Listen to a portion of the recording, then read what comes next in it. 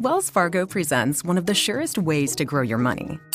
A Wells Fargo CD account, where you can earn a 5.00% annual percentage yield on an 11-month term with a minimum opening deposit of $5,000. Visit a Wells Fargo branch or wellsfargo.com/CD rates to open a CD account and start growing your savings with us. Wells Fargo Bank, N.A., member FDIC. You are listening to the Hiking Radio Network, where we talk the walk with shows by hikers, about hikers, for everybody. I'm wondering if you'd go wandering with me through the wilderness and woods to where the winds are blowing free, through the darkness of the night, heading toward the morning. Welcome to the Jester Section Hiker Podcast, with the spotlight on section hikers. And I'll spread the word, and you beat the drum.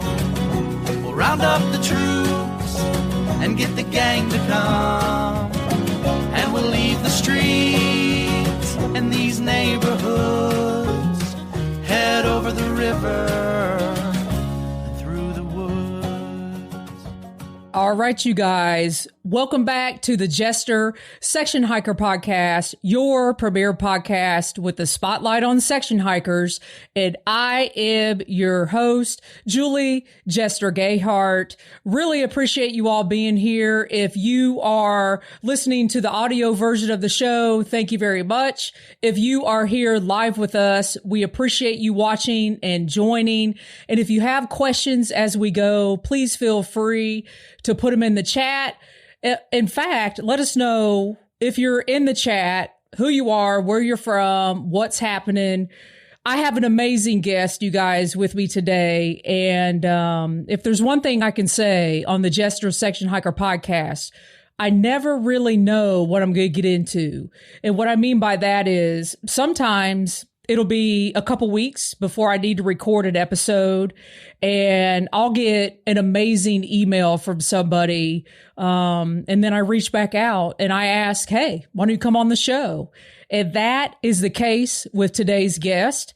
So before I introduce who that is, I just got a couple reminders. The first reminder is I went crazy over the last week or so, and I actually organized myself and scheduled all of my live recording episodes from now until June. I know you guys are like, Jester, you have gone insane.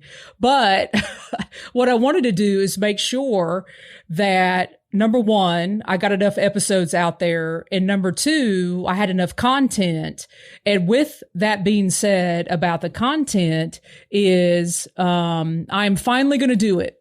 I am going to have my Appalachian Trail section hiker series. And you guys, that will start on March 26th. And what I mean by that is, so starting March 26th, I'm going to have a series of episodes. They're going to be single episodes, and it's going to be section hiking logistics in some of the most popular areas on the Appalachian Trail that people have asked me about. So the first episode is going to be section hiking Georgia. The second episode is section hiking the Smokies, and then section hiking the Shenandoahs, and then section hiking Connecticut, section hiking the Whites, which I have had several emails about logistics and just, you know, do I backpack the Whites? Do I slack pack the Whites? And then I'm going to round out the series with section hiking the 100-mile wilderness. And all of that will start on March 26th with those recordings. So if you guys have an interest in learning all the logistics, hostels, shuttles, where to park your car, where to stay, what to do, highlights to see, things not to miss on the trail as a section hiker, we're going to hit it all at that area. And that is going to take us through June. And then in June, you guys know I'm an educator. I'm going to be taking a summer break and then picking back up with things this fall. So hey, Chris, I see you in the chat. Yeah, it's going to be a great series.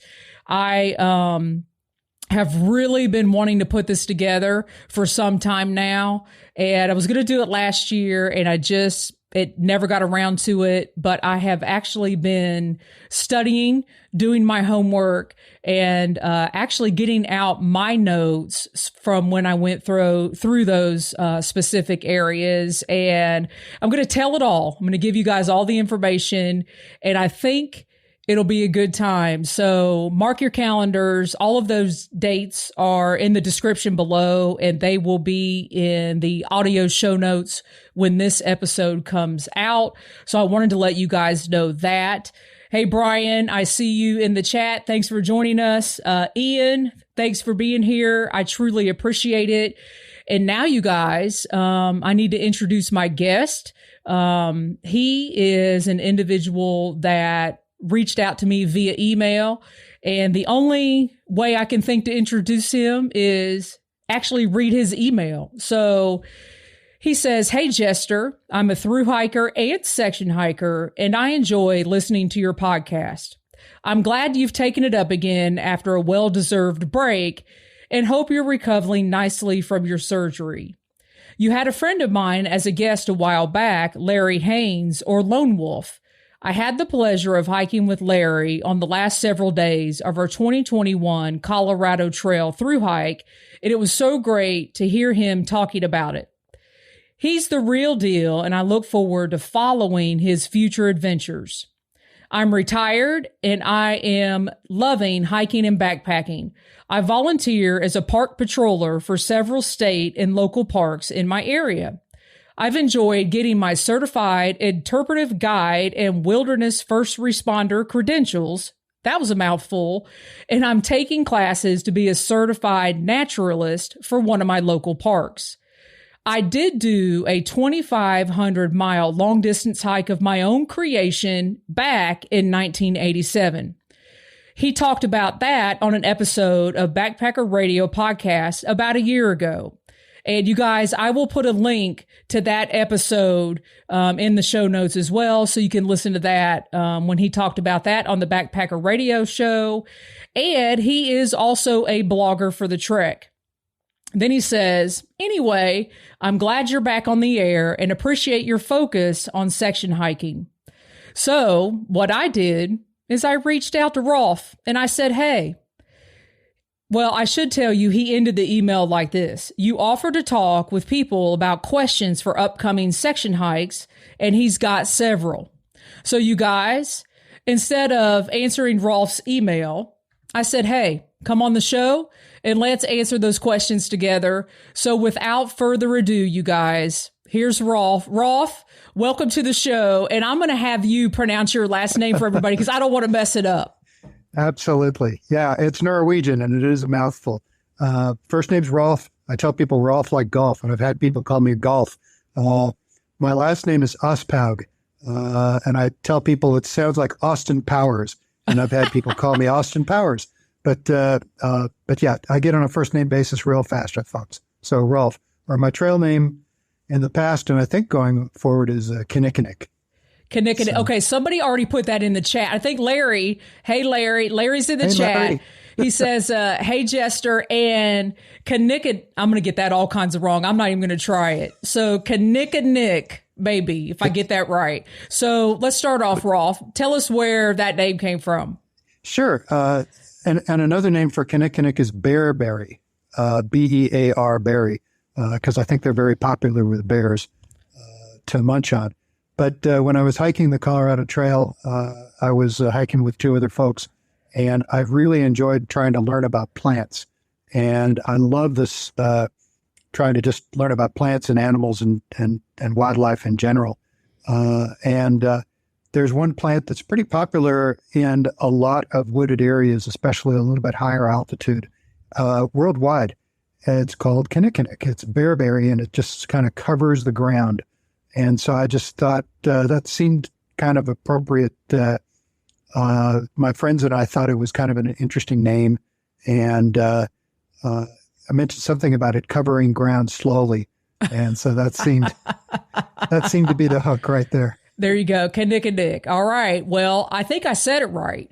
So You did. Kinnikinnick, there it is. So you guys, Kinnikinnick asked me several questions because you've got a hike coming up. You're going to be out on the Benton MacKaye Trail here in about a month, and you're hoping to loop back and do some miles in the Southern Appalachians.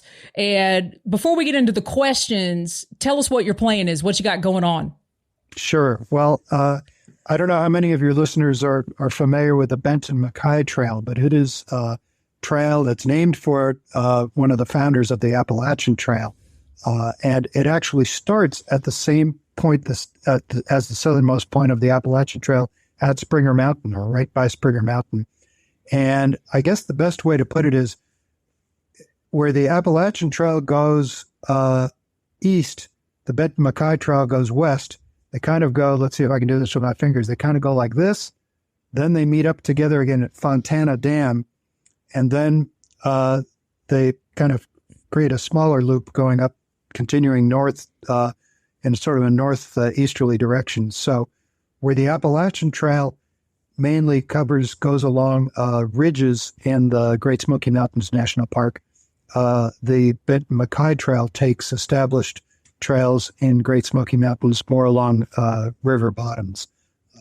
And then they kind of join up again right by Clingman's Dome in Great Smoky Mountain National Park. And it is possible to take the MacKaye Trail, which is a shade under 300 miles from Spear Mountain, get to the end of it, and then there's about a 2.5 mile trail that connects that to the Appalachian Trail. So some people will hike all the way one direction on the Benton MacKaye Trail and then take the Appalachian Trail back the other way down to Springer Mountain. And that's about 200 miles on the Appalachian Trail. The Benton MacKaye Trail is about 290 miles. So almost a 500-mile loop. So you're looking at, almost a 500-mile loop. And when are you starting that? That's real soon. Well, so starting April 6th is my jump-off date from Amicalola Falls State Park. And realistically, I don't know if I'll be able to do the Appalachian Trail going back. I would love to do that. I've got my wife at home with a very active little dog who may drive her crazy if I don't get back, earlier. But oh no, we're going to cheer you on. Now that we know what you're doing, we're going to pump you up because we want you to come back on the Appalachian Trail. That would be fun. Before we get into the questions, why the Benton MacKaye and why this time of year? Yeah, I really had planned this out initially, and I bought a cheap plane ticket because I would love to section hike the Appalachian Trail in its entirety. And so I thought, well, what better way to start than start at the traditional starting point going northbound and start at Springer Mountain. I bought my plane ticket, and then I started doing a little more research, and I realized two things. One was it's going to be extremely busy with thru hikers who are intending to thru hike the entire Appalachian Trail right at that time. And I almost felt a little... Yeah, and I felt kind of guilty taking up a spot as a section hiker doing that particular section, that particular time of the year. And I was a little concerned about whether I'd even be able to find a camp spot and all that stuff and the logistics. Although the idea at that point was hike north, get to Damascus right around trail days, maybe experience that craziness and fun. Yeah. Then I talked with a friend of mine who had hiked the Appalachian Trail last year, and he did it as a flip-flop, where he started near the midpoint of the trail and did the northern part first, and then hiked south from there back down to Springer. And he loved that. And he also was saying, you're going to have a ton of people there. And the other thing was, I like section hiking. But the thought, I just started hearing a little bit about the Benton MacKaye Trail, which I really hadn't focused on at all, and realized it's going through a lot of the same type of terrain. Far, far fewer people, is my understanding, that once you get off the Appalachian Trail, you will see far fewer folks anyway, maybe not that many people at all. And so that intrigued me. And well, a lot of the original AT is now the Benton MacKaye. Yeah. Yeah. And there's this whole, Benton MacKaye and Myron Avery, who are the founding fathers of the Appalachian Trail. They had very different ideals. Benton MacKaye wanted that, green tunnel, forest, not go through towns. Myron Avery, I hope I'm getting this right. Myron Avery wanted the, have your mountain experience, drop down into town. So, right. I don't know if this was rumor I heard over the years, but Benton MacKaye was like, okay, I'm going to create this experience over here. And I do know the Benton MacKaye at mile 4, I believe, crosses over the AT again. So right there at Springer Mountain, and it kind of figure 8s back. And you'll see the Benton MacKaye Trail again. And I've been on various sections of the Benton MacKaye, done some day hiking. I've been on the Smoky section of the Benton MacKaye. It's absolutely gorgeous. Great. I mean, you're going to have an amazing adventure. And I think one of the first questions, I don't know if you want to read the question that you asked me, and then I'll go over it. Sure. The first question is, I actually had met 2 good friends of mine now while I was hiking the Colorado Trail in 2021. They now live in New York. They're going to be coming down. We're all going to meet in Atlanta. And that'll be great. So we'll hike it together. So the first question I had was, will my 2 companions and I be able to get campsites in Great Smoky Mountains National Park for our last week or so of hiking? We do plan on getting on the reservations site as soon as possible. And reservations in the Great Smoky Mountains National Park open up about 30 days ahead of time. So sometime in mid-March, before we start our trip, we'll try to make some reservations. And it's a little tough, though, because you're not sure, we don't want to have something where we're too ambitious and then we can't make it. But we also don't want to have to spend several days just sort of hanging around until our campsites open up. Yeah. So I did look up some information about this, and I think you'll be happy with the answer. So first of all, the main reason I wanted to go ahead and have you on the show is so we could answer this stuff before you had to make the reservations. Appreciate that. Making your reservations going on the Benton MacKaye in the lower part of the Smokies, not a problem. I'll be surprised if you see a lot of people. Now, you might see some day hikers going to some famous places, but that's not an easy stretch to get to. So once you're, crossing over Fontana Dam and getting down into, I think it's a Lakeshore Trail is what it's actually called in the Smokies, you are not going to have the issue getting campsites. That's great. And I believe they're spaced out pretty decently between one day you might have to do like a 17 or 18 miler. But if you do between 12 and 15s, I think you're going to be fine. Perfect. I don't think you're going to have an issue. I think you're going to be surprised when you go on there here in a couple weeks. It'll be open in that area. Now, where it becomes an issue for section hikers going through the Great Smoky Mountains National Park versus a through hiker is you have to make shelter reservations and you have to stay at that particular shelter that you make the reservation for. But there is a caveat specifically for you, Rolf, because the rule for the Great Smoky Mountains National Park, who they identify as a section or a through hiker is different than what I think a through hiker is. So the park itself deems a through hiker somebody that has hiked 50 miles before and intends to hike 50 miles after they're out of the park. So I think you can get reservations on the Benton MacKaye, no problem. And then if you intend to come back and loop up and go up on the AT, you can register as a through hiker because the Smokies, like I said, their definition of what a through hiker is you've been on the trail 50 miles before and you intend to be on the trail 50 miles after. So then the rule of thumb is, yes, everybody, including through hikers, section hikers, overnighters, they want everybody in the shelter. And I think the shelter sleeps up to 12 people. Mm-hmm. Then if the shelter gets full, the through hikers can tent. And that's the way it works. So it seems like it should be the opposite. Like the section hikers should give up their, their bed or whatever, their space in the shelter versus a through hiker. But I will be honest with you, every time I've been up there, there's never been an issue. Everybody is just like, oh, no problem. I'll go tent or what have you. There's not been an issue. The issue is you want to make sure you have a reservation one way or the other. Because I would say every time I've been up there, I have met a ranger asking for permits and things like that. So, and I've actually had rangers stay at shelters because there may have been an active bear in the area or something like that. So hopefully that answers your question on that one, or eases your mind a little bit.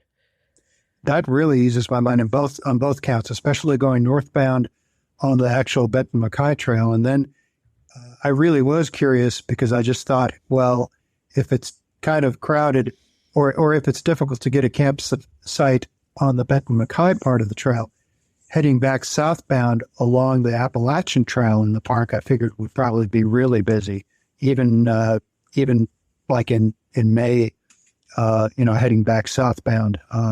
So that's great. And I'll double check on that when I make the reservation. Yeah, do double check on that. And I want to say here, Skunkape put, he made sure he got to the shelters late so they would be full so he could use his hammock. So there is a strategy.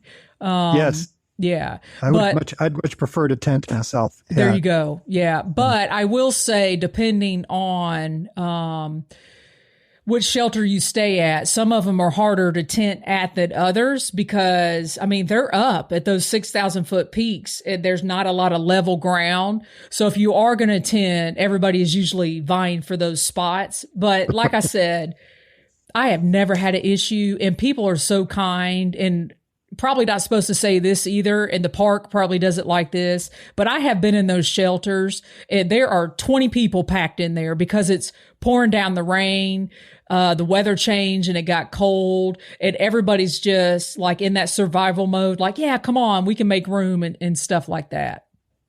Well, that's great. That's great to hear. So it's exciting. I don't think you're going to have any worries. Yeah, it's super exciting. I've never hiked out east, and I'm just really looking forward to seeing that. I got to plug in my computer here. There we go. Seeing that, this part of the country. Yeah, you're going to love it. I know it'll be a little wet and rainy, but that's fine. Well, that is almost guaranteed, especially in the Smokies. But you never know. You never know. That's all terrific. right. What else you got? Let's see. Next question was, and we kind of talked about some of that. I said, if I become really ambitious and my wife is okay with it, I might try to hike back south along the Appalachian Trail to Springer Mountain for the 500-mile figure eight. And you've answered that question already. That my understanding is that only AT through hikers can camp in tents, and only AT through hikers don't need reservations for the shelters. But if I'm understanding correctly, through hiker is not necessarily AT. It's if you start 50 miles before and then 50 miles after. That's your tent. So that's pretty cool. Yeah. And the park, you got to consider there's more, the AT is, I think, 78 miles of the park of 900 miles of trails. So there's people out there doing all kinds of loops and configurations. So the park is, you intend to be out 50 miles before and then 50 miles after. Cool. That's great. And the next question was changes, not talking about reservations or anything more, but I said, I'm thinking of going stoveless, and I'm wondering what you and your listeners think of that. I went stoveless on my 2-week hike of the Collegiate Loop in Colorado in late August and early September last year, and that worked out okay. But if there might be a lot of cold rain in early to mid-April, I might want to take along a stove. So I was just curious what people's thoughts were on that. All right. So you guys heard him. So in the chat, you could put your thoughts on that while I'm giving my thoughts on that. So I never go stoveless if I'm staying out overnight or a couple nights or whatever it is, because I like that hot meal in the evening before bedtime. I think it actually helps me go to sleep better. But specifically, I need a stove because I got to have that morning coffee. I don't care what time it is. There is and I've had people around me, I mean, they're chugging cold coffee and all that stuff. I cannot do it. But specifically with the time frame that you're going in April, it'll be cold. It'll be cold. So if you're an evening tea drinker or coffee drinker, or you like that warm meal, I don't think I would ever go in the Smokies without a stove. I don't think anyone could convince me of that, because once you get up on the ridge, I mean, you're up there for a few days, hovering between 5,000 and 6,000 feet, and maybe never going below 5,000 feet, which doesn't seem like much coming from Colorado. But, the Smokies is considered a rainforest. So when those temperatures drop, it gets crazy. Crazy. So, let's see what the chat has to say. So Chris says, April's too cold for him to go stoveless. Ian, stove. Hammock Hanger says, he tried it for about a week and had to swap back. He had to have warm food. Side Trail Adventures. Hey, Austin. Austin says, stove all day and twice on Sundays. So there you go. I think the people have spoken, Rolf. So what do you think? Is in. I think that, we're talking about less than a pound for a tiny BRS type stove, and then a 4-ounce thing. The reason I did try stoveless on the loop was that there were times when I was hiking the Colorado Trail, I'd be so tired at the end of the day. It was like, the heck with my hot meal. One day I just had like a tortilla with peanut butter and M&Ms wrapped up inside it. And it was like, dinner. That's great. And then collapsed to sleep. But there's something to be said for hot food and hot drink. And I think that your listeners right there have kind of sealed they have the deal. spoken. And now listen, if you were like, listen, Jester, I got pots and pans and all this other kind of stuff, I'd be like, look, don't do that. But a small little BRS stove, I mean, it's not really going to make or break. Right. And one thing I've thought of, you didn't mention clothing. I mean, you're from Colorado. You've hiked in those high peaks. Same goes for the Smokies terrain. I mean, be prepared to be, it could be 80 during the day and then get down, 35 at night or 30, just depending. And it wouldn't shock me. It would not shock me in April if it snowed. That's something I'm going to pay attention to. I have something called Raynaud's syndrome. So where your fingers they can turn white down to the first or even second knuckle. And from cold, your capillaries just constrict at a much higher temperature than people. Well, usually capillaries don't constrict at all for people, but it can happen in your fingers and your toes. And so I have to be real careful to keep my whole body warm, especially my hands. So I'm going to have I'll have plenty of warm clothes with me, maybe a little bit of overkill on that, but I'm really trying to keep my base weight at about 12 or 13 pounds. And then, so I just need to That's not bad. No. Do you carry, because you have to deal with that, do you carry hand warmers? I will probably take along one set of total emergency hand warmers. I used to like backcountry skiing here in Colorado, and now I have to use hand warmers every day when I'm skiing.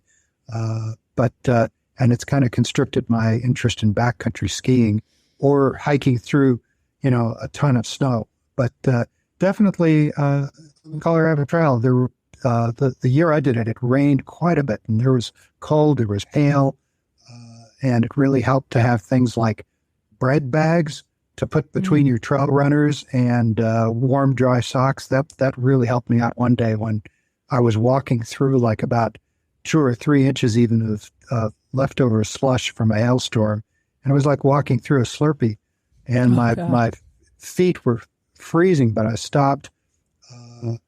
I was shivering, and I stopped and got my gloves on, my mittens on, my overmitts, and for my feet, it made a huge difference just putting on some dry socks and then some bread bags on top of the socks, and then putting my trail bike runners back on, and my feet automatically felt a whole lot warmer. It was like a vapor barrier liner, essentially, for my feet.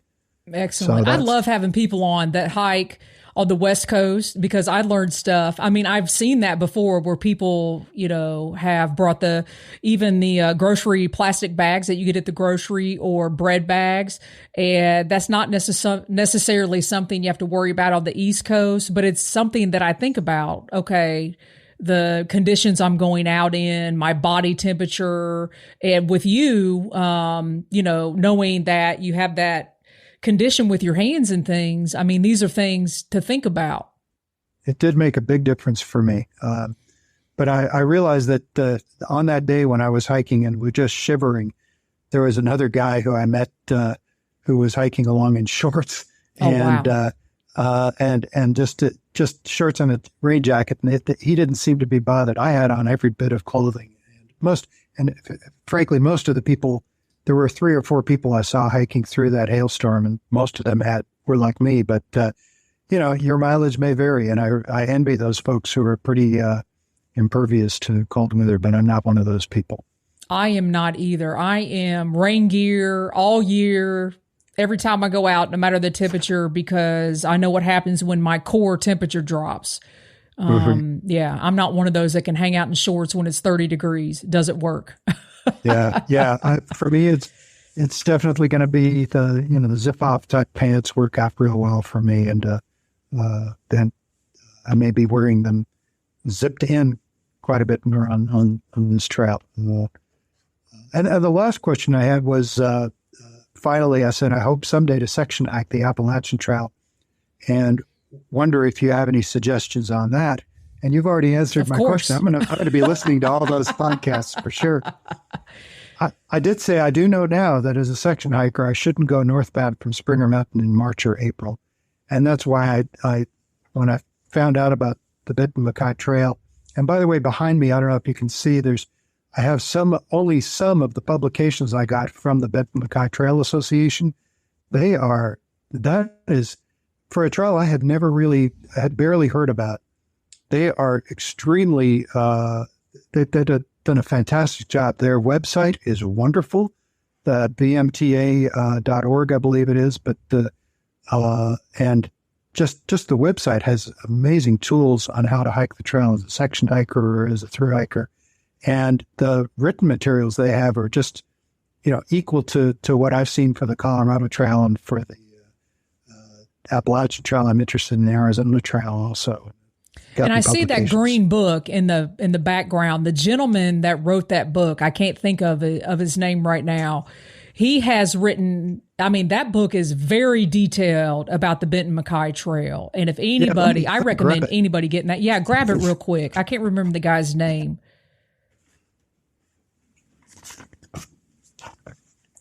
Let me get my headphones back on here. Here we go. Yeah, this is really, really well done. It's called the Benton MacKaye Through Hiker's Guide. There we go.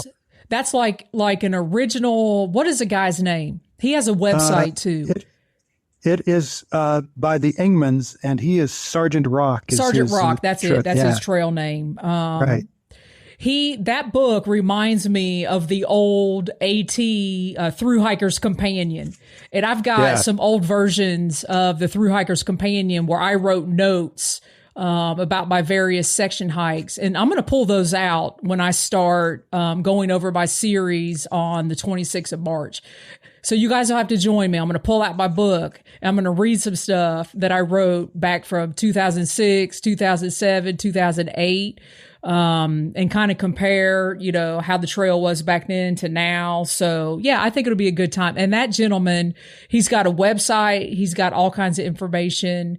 And I think there is something called the AT Kickoff down at Amicalola Falls here next weekend. And he's usually there, talking about the Benton MacKaye, selling those books. I have a quick question for you though. So have you decided to hike the approach trail?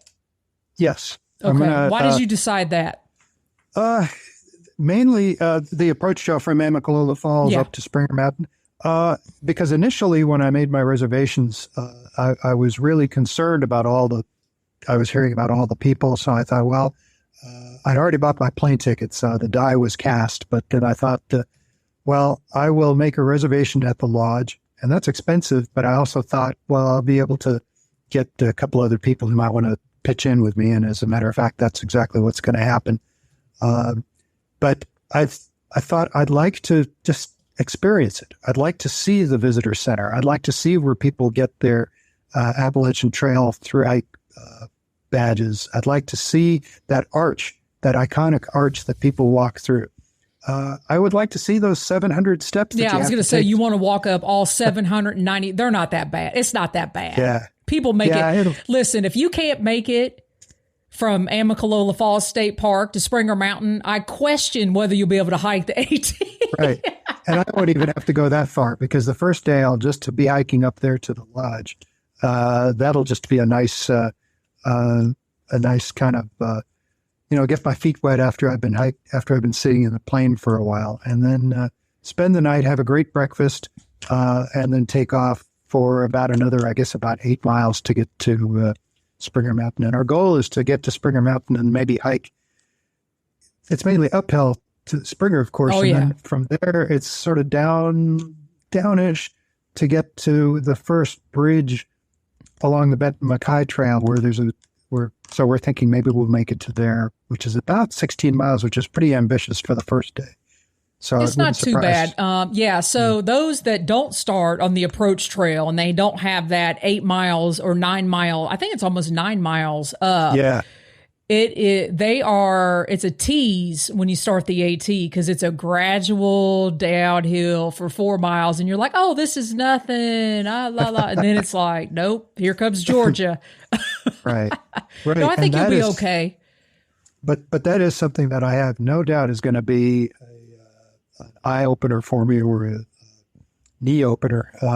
I just hiking the Colorado Trail. It is gorgeous. It is high altitude, and I've met people from out east who've had trouble with altitude sickness to begin with, but then they've gone on to crush the trail because it is a trail that is graded for stock, and it is graded, a lot of it that's outside wilderness area is graded for mountain bikes as well.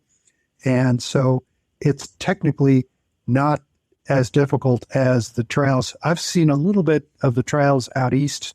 I went with a trip with my wife and our in-laws to out east, and that's where I was up by Clinman's Dome, and we hiked a little bit, and also up in Maine, and realized, the trails up here have lots and lots of rocks and roots and mud. And see, I call the West Coast trails the sexy trails, because they don't have all that. And I'm like, oh, they're so well groomed, and but then you have the altitude and other things to exchange for it. So yeah, I'm excited for you, Rolf. And they don't have out on the Colorado Trail. They've got switchbacks, and my understanding is that people out east don't believe in switchbacks. So they do. But yeah, not as much as that. So, but I've heard horror stories of the Benton MacKaye Trail, of the steepness. So I just threw that out there for you. So that it's tough, and people underestimate Georgia on the Appalachian Trail.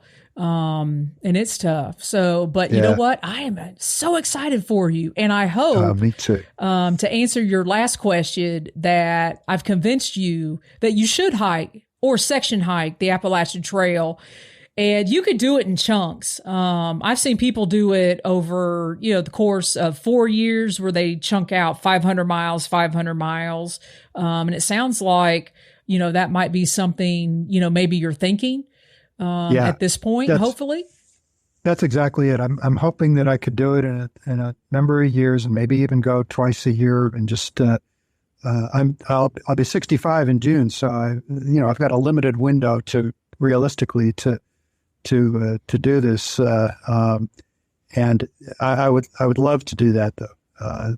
There's the Appalachian Trail, and then some other trails that I'm interested in. Arizona Trail, maybe I'd like to finish the Continental Divide Trail within Colorado, at least, and who knows? There's just so many beautiful trails in this country. I know. We all say that all the time. It's like there's just so much. And I think you partially answered Austin's question over at Side Trail Adventures. He says, besides the AT and the BMT, any other trails trails on your hiking radar for the future? And you said the Arizona Trail, finishing up the Continental Divide Trail in Colorado. Anything else on the East Coast?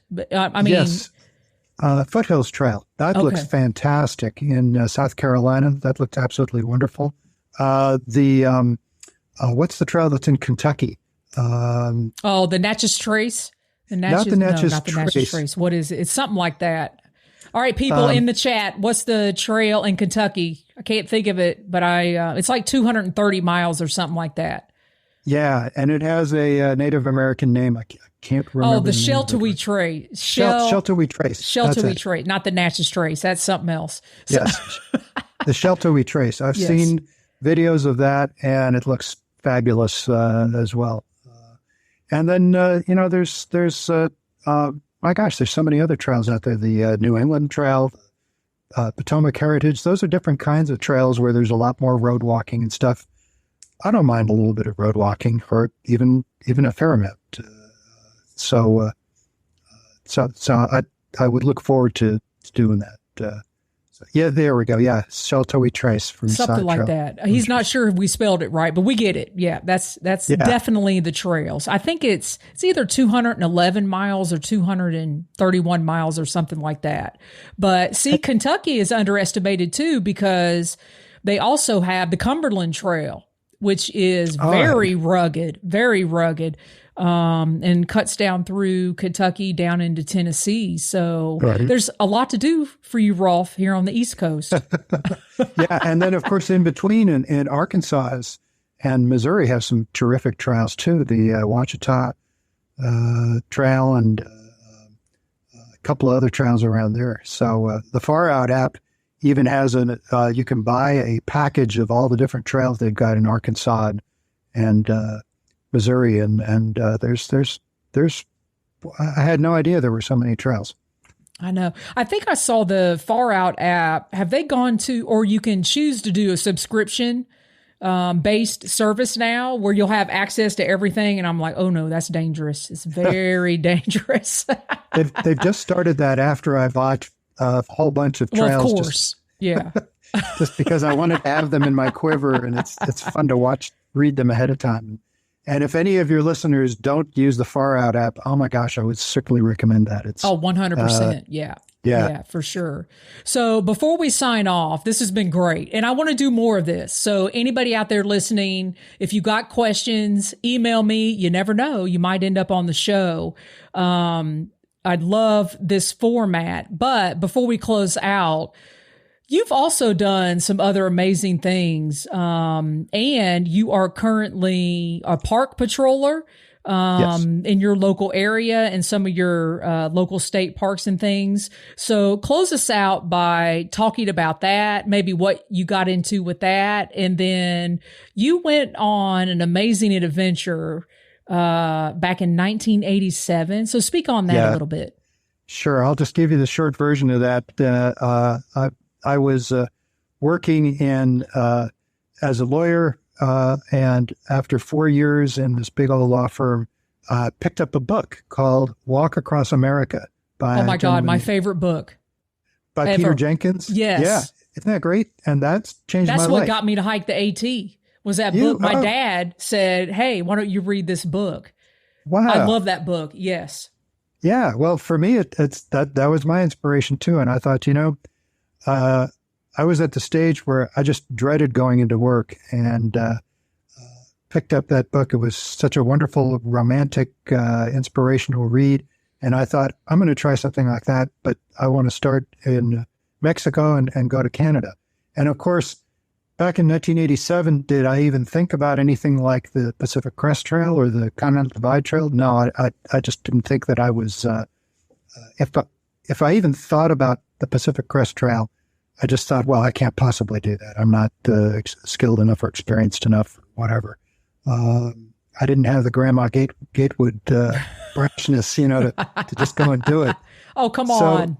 But I came up with my own little, I used literally a Rand McNally road atlas and just sort of plotted out this route that took me along smaller roads for the most part. And as time went by, I got more comfortable going off on trails. And so I started in Arizona, and I made it all the way up to near Portland, Oregon, and then finally just got tired of having the wind always blowing into my left ear, walking north because I was walking right along the coast.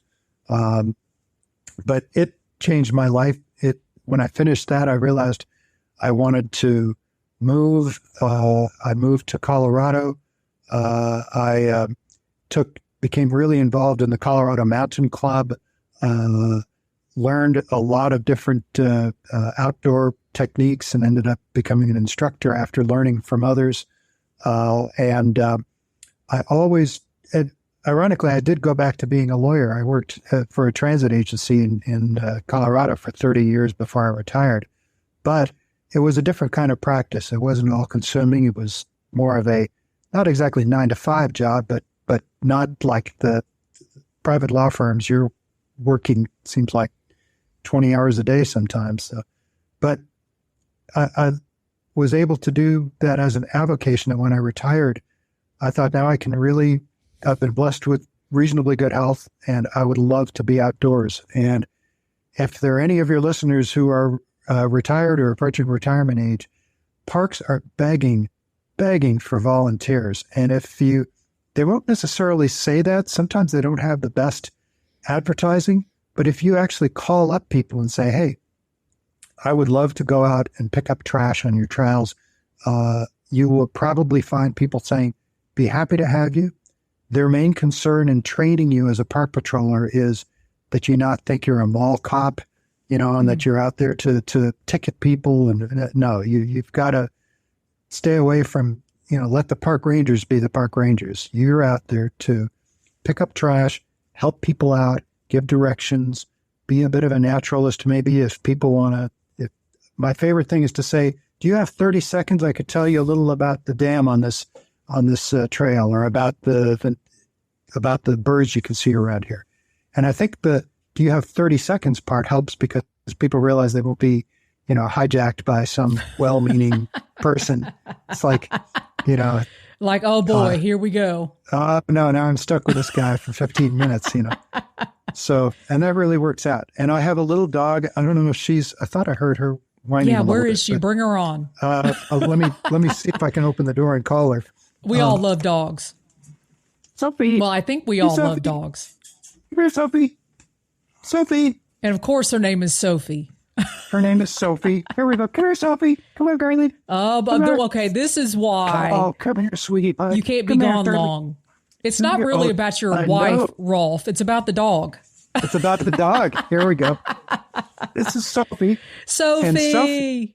Sophie is a park patroller for Jefferson County Open Space, which means she sets good behavior by. I love it. Everybody needs politely. To put dog emojis in the chat for Sophie. So Sophie walks next to me. She tries not to jump up on people too much. When we come walking along, and I've got my little. Sophie messed up the headphones. There we go. Oh, there we go. Rolf. Can you hear me okay? Yeah, you're good. You're good. She messed him up. Just a sec.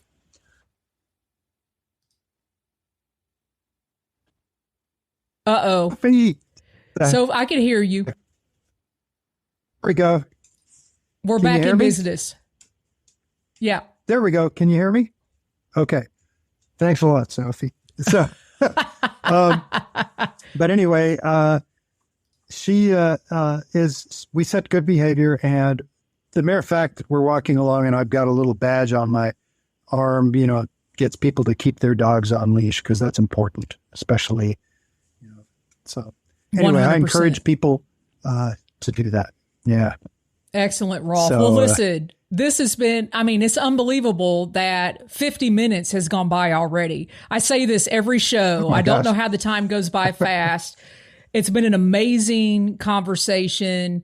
Really appreciate everybody being in the chat today. Larry, I don't know if you're still here, but really appreciate you joining this morning. And Rolf, don't be a stranger. And what I mean by that is, after you get done with this hike, I want to have you back on.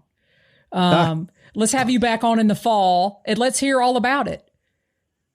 Okay, now that's my incentive. I got to get this done now. And your incentive is to finish the Benton MacKaye Trail, number 1, and number 2, get that permit and come back on the Appalachian Trail. So there's your incentive. That would be awesome. All right, Rolf, really appreciate it. I'm going to switch over the screen here. All right, you guys, another amazing episode. Rolf, don't go anywhere. I want to chat with you after the show. Really appreciate everybody being here. As always, you guys, thanks for listening.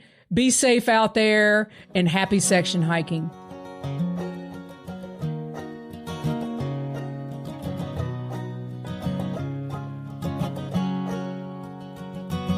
I'm wondering if you'd go wandering with me through the wilderness and woods to where the winds are blowing free, through the darkness of the night, heading toward the morning light. I wonder if you'd wander with me, and I'll spread the word and you beat the drum. We'll round up the troops and get the gang to come, and we'll leave the streets and these neighborhoods, head over the river and through the woods. You're wondering if I go wandering with you, what kind of trouble we'll get ourselves into. Would it be wrong to tag along with a band of vagabonds? You wonder if I'd wander with you. So I'll spread the word and you beat the drum. We'll round up the troops and get the gang to come, and we'll leave the streets and these neighborhoods, head over the river.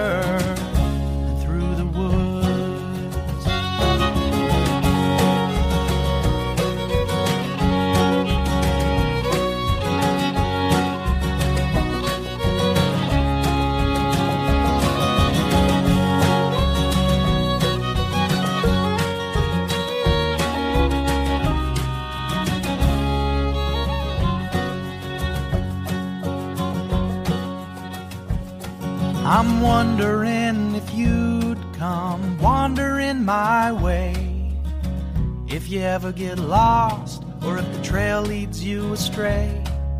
The music of the pack can always bring you back. I wonder, can we wander away? And I'll spread the word and you beat the drum. We'll round up the troops and get the gang to come, and we'll leave the streets and these neighborhoods, head over the river and through the woods.